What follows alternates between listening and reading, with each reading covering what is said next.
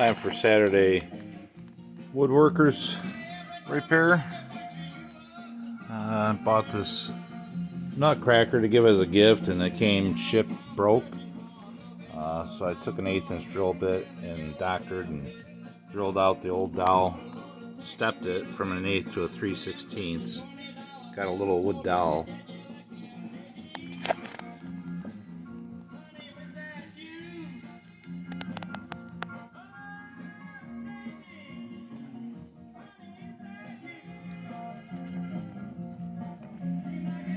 We're going to glue the arm back on.